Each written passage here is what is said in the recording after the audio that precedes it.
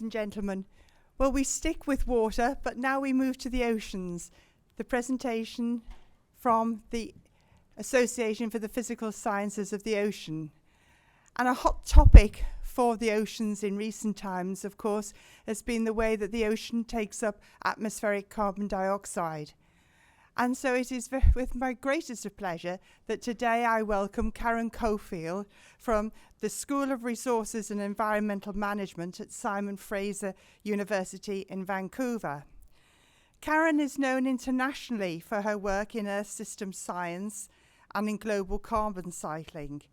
She has focused much of her attention on the role of atmospheric dust and ocean productivity in long-term global climate change, and uses global data sets to test climate models to understand how carbon dioxide concentrations have changed, not only in the present, but in the past over 700,000 years.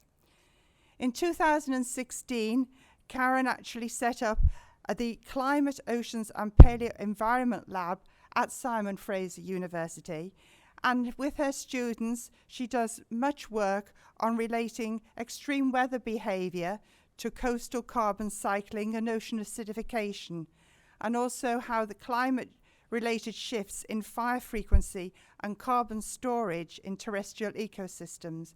So it is with great pleasure I welcome Karen on stage to give her presentation, The Ocean's Role in Atmospheric Carbon Dioxide Changes During Ice Age Cycles. Thank you, Karen.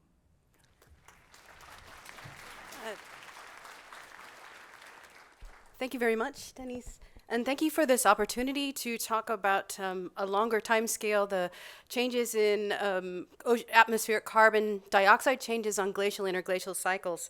I'd like first to mention my co-author on a lot of the later work, Zanna Chase, who's at the University of Tasmania. She's going to be presenting some continuation of this work in our sessions this afternoon, so have a look out for that if you're interested. First of all, I'd like to orient this problem by looking at one of our classic records of changes in paleo-environmental conditions over the last 800,000 years. So what I've shown here are changes in temperature and greenhouse gases and biogeochemical proxies of changes in the environment, specifically dust, over from the Epica Dome ice core. We're very fortunate to have these records from Antarctica to show us how climate has changed in the past. And what they reveal to us is this steady pacing of changes in carbon dioxide and temperature and dust over time. And what I've included on this plot also is the change in atmospheric carbon dioxide, just to orient you from today into the past. This is today's CO2 level is at about 415 parts per million. And so we can see that we're well out of the range of natural variability when we compare with what's happened in the past. That includes both the magnitudes and the rate of change. And so what's important is that as these atmospheric CO2 concentrations change, we are expecting large changes in the Earth system to occur, changes in sea ice, changes in ocean ventilation, ocean productivity, and the terrestrial biosphere and dust from the impact of the climate change alone. But it's also important to note that the climate change models that we're using to project those changes still is having challenges simulating a full interglacial cycle of carbon changes. And so that's why my research and a lot of the research that has been focused on studying this problem over the past 40 years has been to understand what causes low carbon dioxide concentrations in the atmosphere during ice ages. So the other interesting part of this is that this presentation is focused on the ocean. And the reason it's focused on the ocean has to do with the size of the carbon reservoirs. So this particular figure from Richard Zeebe's work is just showing you that the blue boxes here, the ocean carbon reservoir, is about 50 times the size of the atmosphere and 20 times the size of the terrestrial biosphere. And also it's operating on the appropriate timescale. Exchange of carbon is operating on the appropriate timescale for addressing millennial changes in carbon dioxides. So essentially, for glacial interglacial timescales, the ocean is the dog wagging the tail of the atmospheric change. And so that's why this work is focused on studying that part, why it's focused on ocean carbon uptake. So that leads to the key motivating questions for this work, which is how did the ocean take up carbon as the Earth entered the last glacial cycle? And then in the later part of the talk, what I'd like to talk about is what were the most important mechanisms for carbon uptake, and when in the cycle do these mechanisms become important? So let me go into a little more detail about that second question by focusing in on what a full glacial interglacial cycle looks like in CO2. And so what I've plotted here is that same data, that CO2 data from the Antarctic ice cores for the last 150,000 years. And what you see from that is this typical sawtooth pattern. It was identified for ice age cycles back by Broker and Van Donk in the 1970s. But what we see is this sort of stepwise decrease in atmospheric CO2 as we go into a full glacial period, or the last ice age, and then a rapid warming transition as CO2 exits the ocean reservoir and enters the atmosphere at the end of each of these terminations. So this is just one example, the latest one that I'm going to focus on. And there are many ways you could approach looking at this problem. You could focus on that warming transition. You can do what we've done in our field for quite a long time, which is focus on that last glacial maximum period, really understand those conditions and quantify them as if it's an equilibrium problem looking at the last glacial period. Or you can do what Zana and I have tried to do, which is to go through and look at those step-by-step decreases in CO2 to try and tease out what mechanisms are happening when, and can we, from the data, ascertain their contributions to total CO2 change.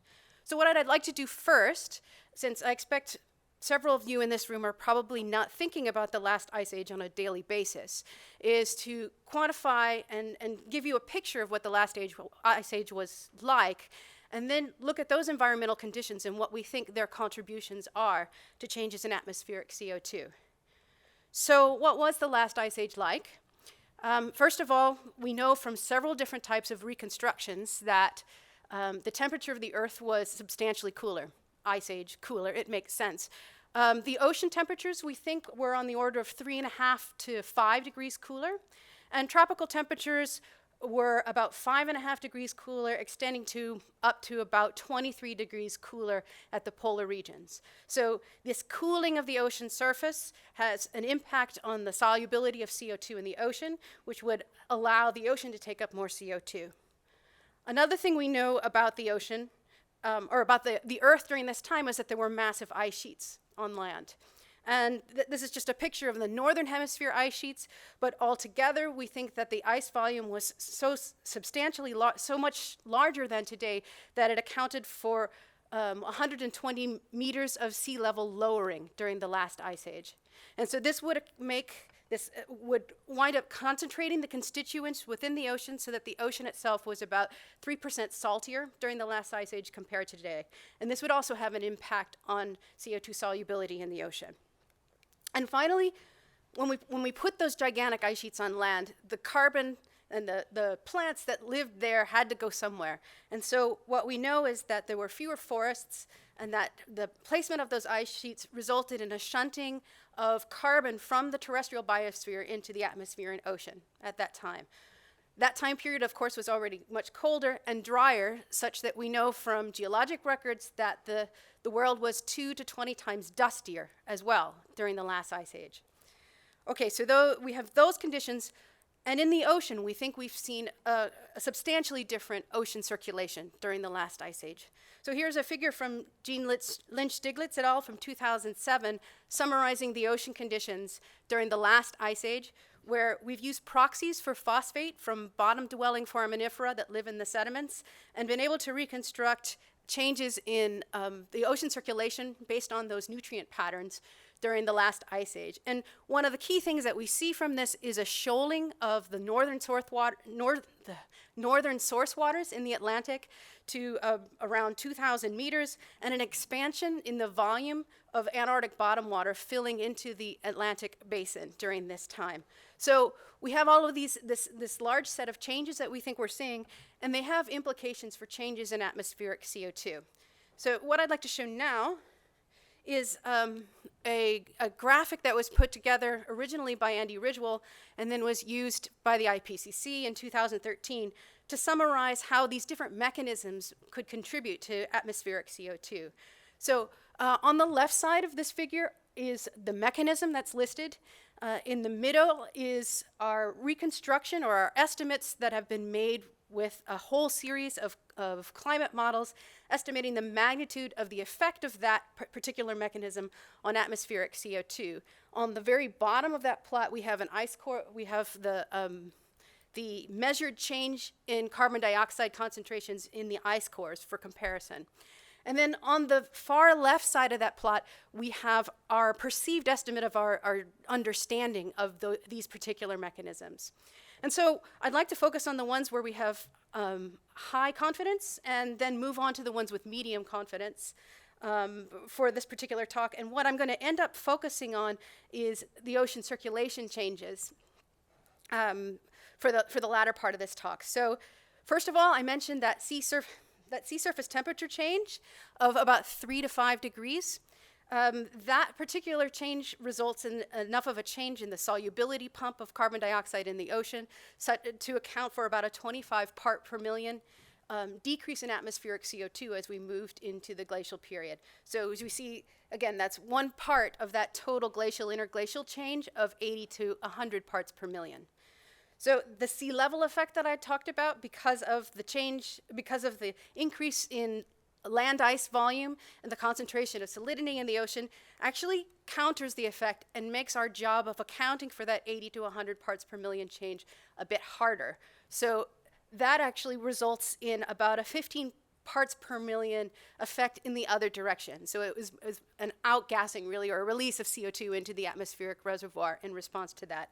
And unfortunately, for trying to understand and explain that CO2 change, that the loss of carbon from the terrestrial biosphere also makes our problem harder.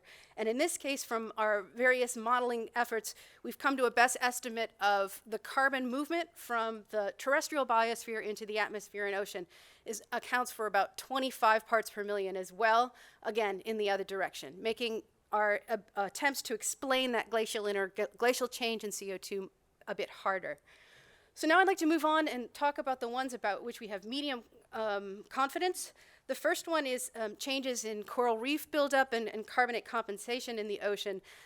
Overall, we think this is a small effect of about 10 parts per million, and this is just related to, as that sea level drops, we're exposing continental shelves and coral reefs and on the way into a glacial cycle, and then on the way out of the glacial cycle, as we flood those continental shelves and build up those reefs, we're resubmitting CO2 to the atmosphere as that calcium carbonate builds up in those reef systems.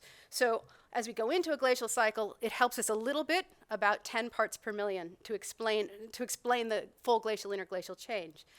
The next one idea is this idea of iron fertilization.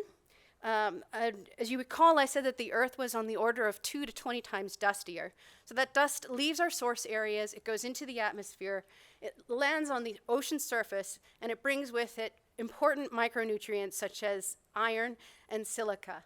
And what's key here is that we have parts of the ocean, such as the North Pacific, the Equatorial Pacific, and importantly here, the Southern Ocean, which are high nutrient, low chlorophyll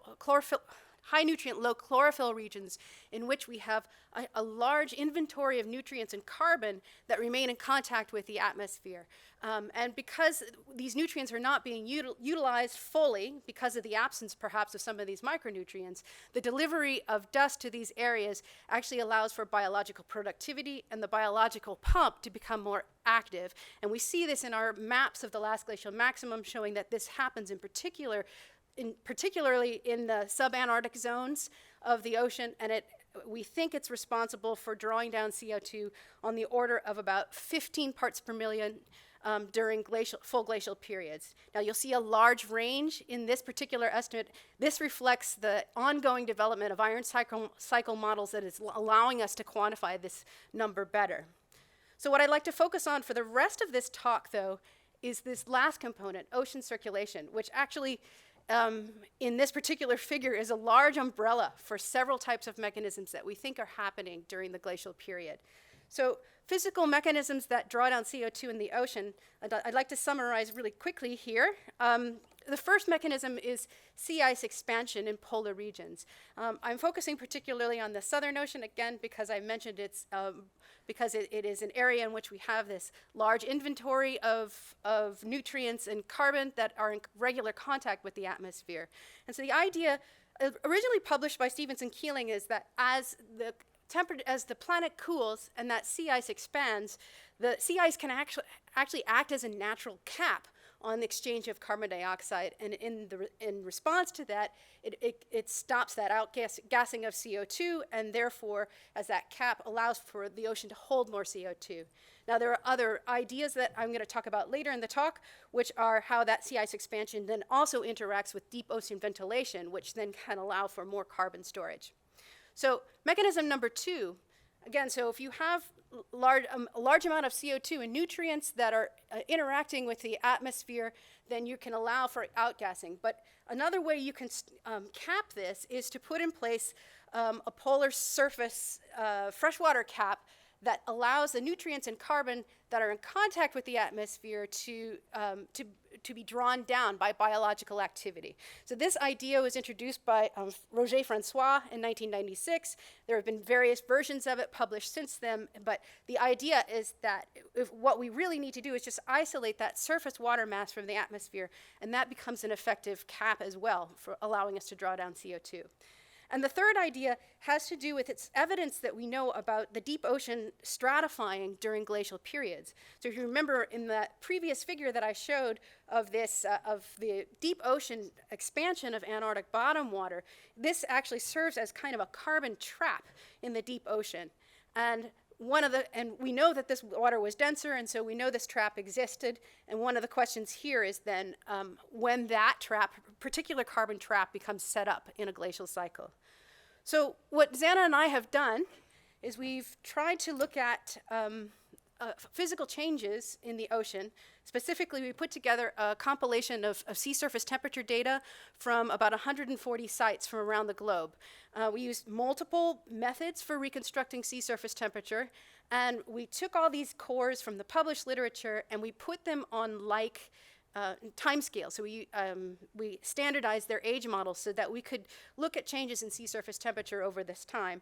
And then from that sea surface temperature information, we isolated when things were changing first, and we compared that information with other proxies that we have of changes in sea ice and changes in ocean circulation to try and assess when these different mechanisms are taking place. So one more time to orient you, I want to show this full glacial interglacial cycle and identify some of the key time periods that we focused on this. Because in addition to looking at the time series, we also wanted to look at isolated time periods and see how things had changed during those. So marine isotope stage 5E is the last interglacial. We'll show some comparisons from that time period. Marine isotope stage 5D represents that first drop in atmospheric CO2. So you can see it's dropping by about 34 parts per million right there. Marine isotope stage 4 happened between about 60 and 70,000 years ago. And that's a time when CO2 was really very close, but not quite at full glacial conditions. So that's another time period that I'll be focusing on in this talk. And then finally, we have the full LGM, Last Glacial Maximum conditions, or the last ice age. Okay, so what I'm showing here are data that we were able to put together. So this represents changes in sea surface temperature. On the left, I have the absolute sea surface temperatures, and on the right, I have the anomalies in temperature normalized from the last interglacial period, 127,000 years ago. And so the bold black lines on both of these plots is the aerially weighted global average temperature change.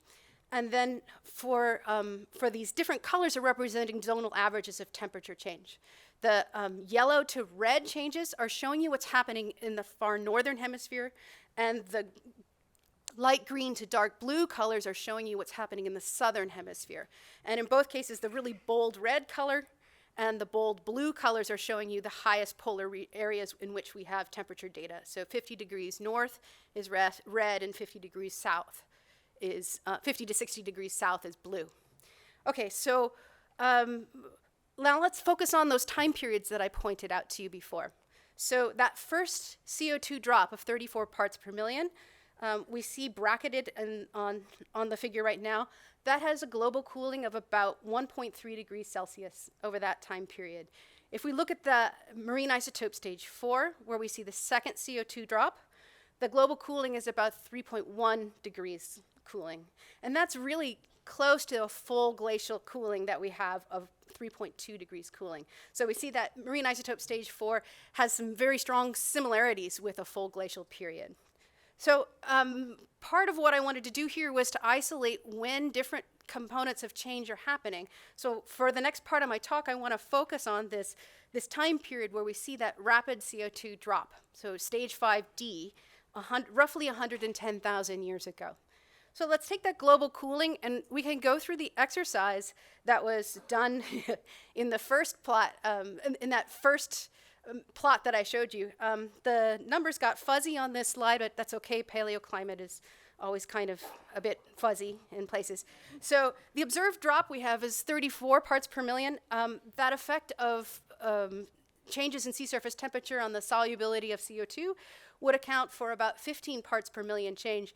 But again, when we scale the effects of ice volume and the terrestrial biosphere to what we know about changes in ice volume and calculate their effects, one of the things that we see is that they almost directly counter, again, the effects of that solubility. So we still have a slight impact of SST changes, about 3 parts per million, but really we need to be looking for other mechanisms to be explaining that CO2 drop early in the glacial cycle. So I'm going to show some of the same data again, but presented in a different way, so just hopefully to make it a bit clearer. So again, in this plot, the oranges and reds are showing zonal averages for the Northern Hemisphere, but at this time they're averaging 10,000 year slices across the time series. And the blue dots, again, at the very top of the slide are showing the temperature changes in the high latitudes where we have them between 40 and 60 south. But what I've added to this now are these two dark blue lines from the epicodome ice core, which are showing the temperature changes and changes from a sea ice proxy in the epicodome ice core. And one of the things that we see very clearly from this is that both the epicodome temperatures in Antarctica and the sea ice proxies are showing very rapid early changes. So in other words, very early in the glacial cycle, when we're seeing that first CO2 drop, we're seeing dramatic polar cooling and dramatic changes of what we think is sea ice close to Antarctica. So that suggests that the sea ice response is occurring very early in the cycle, and so it's a likely mechanism, this sea ice expansion is a likely mechanism for explaining the early drop in CO2. So that covers one of the mechanisms. The next one that we want to consider in that list of physical mechanisms is near-surface stratification. And so I've highlighted on this graph with the red oval the location of where we're talking about when that first CO2 drop occurs. We actually don't have a whole lot of records that go back 130,000 years looking at near-surface stratification. But we are lucky to have one in the Central Pacific Antarctic zone, which does show that so this is the second record from the top.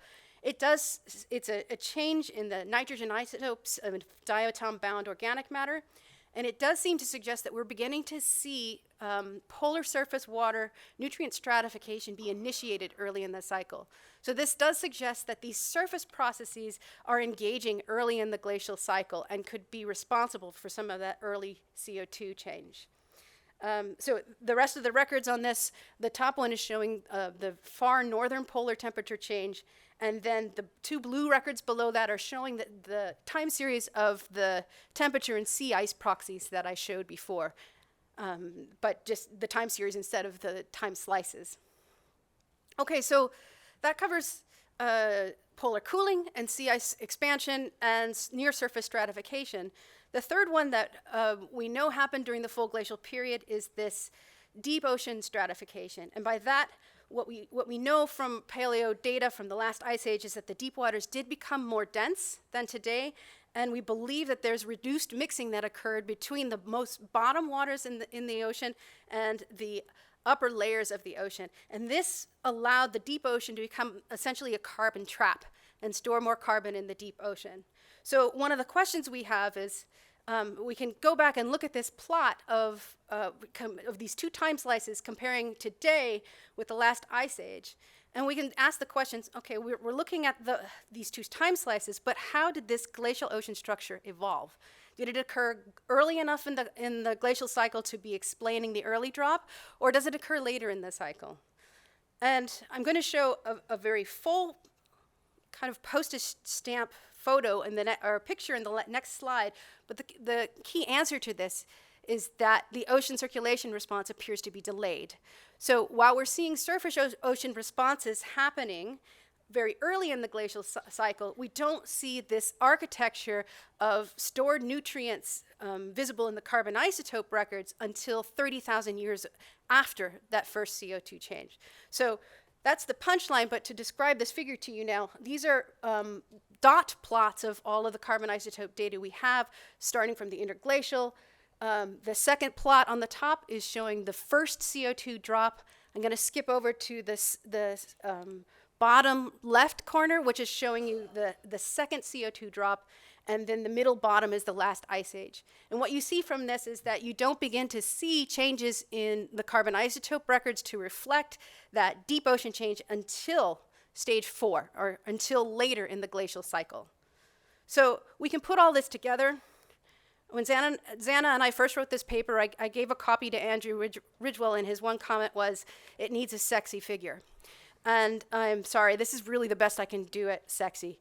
So, what we see as a summary of the timing of changes, the top panel of this represents the full interglacial time period, and that's where we're seeing full interglacial conditions 127,000 years ago.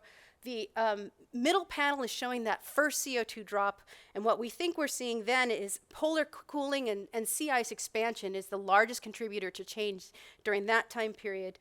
And then at the bottom is that second, is a cartoon of the second 40 ppm, the drop in atmospheric carbon dioxide. We see a little bit more cooling in the polar regions and a little bit more sea ice expansion in the few records we have. We also see the first enhancement of dust in the Antarctic ice core, suggesting that this is when that iron fertilization effect is also coming into play. And then not shown but well known is that the maximum conditions then occurred during the full last ice age 20,000 years ago. Okay, so that's our summary of how things occurred. I'd like to take a quick moment and talk about the importance of sea ice in this story, because sea ice is really quite important to elements of atmospheric circulation and air-sea gas exchange. It's important to processes of upwelling and deep ocean ventilation, and it's key in this story for invoking surface stratification and changes in productivity in this key area of the Southern Ocean.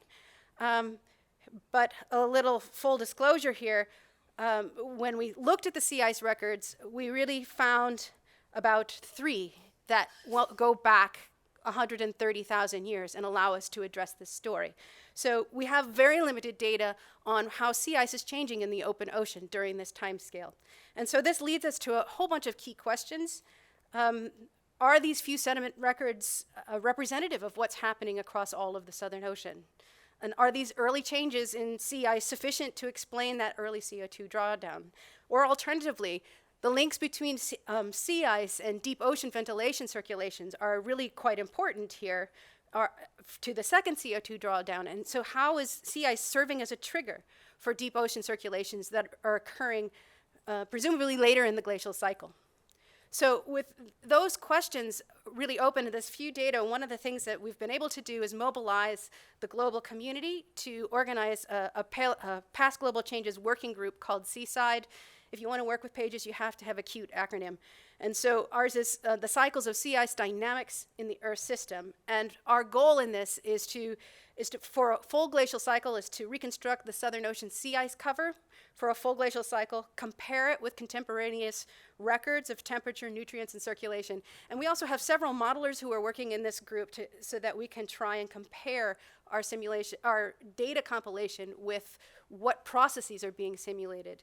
And so that this figure on the right is showing you our first attempt from our first workshop to bring together an inventory of what sites we could possibly come to in order to complete this reconstruction.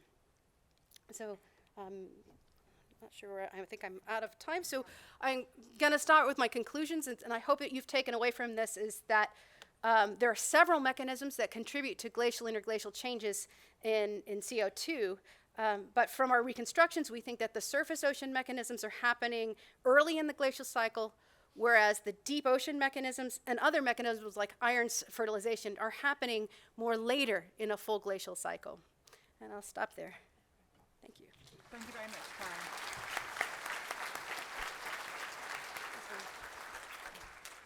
We do have time for very quick questions. So questions from the floor, please.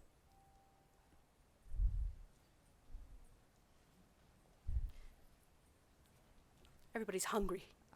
Possibly. Also, we're rather startled with lights up here, so I can't see completely. So are there any questions? Yes, please. Started later, I found quite interesting. And one thing that's usually forgotten is that as sea level drops, the traditional mechanism of forming an Antarctic bottom water goes away. You know, the continental shelf, more or less, is quite restricted. And I believe in that case, then open ocean convection, or the Weddell-Polignac kind of thing, kicks in. Yeah. And that leads to a different type of stratification. So I'm wondering if you should consider that later ocean stratification, later in the glacial cycle, might be due to the shutdown of continental margin Antarctic bottom water and the beginning of open ocean convection. Just an idea. Oh, that's a great idea. Yeah. We'll talk about it later on. Yeah, I would love to talk about it later and think about ways that we could actually test that idea in the paleo record. You can, yes.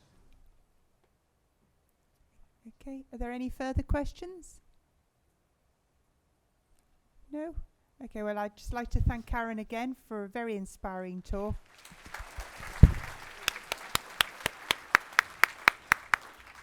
And that concludes the morning session. Enjoy your lunch.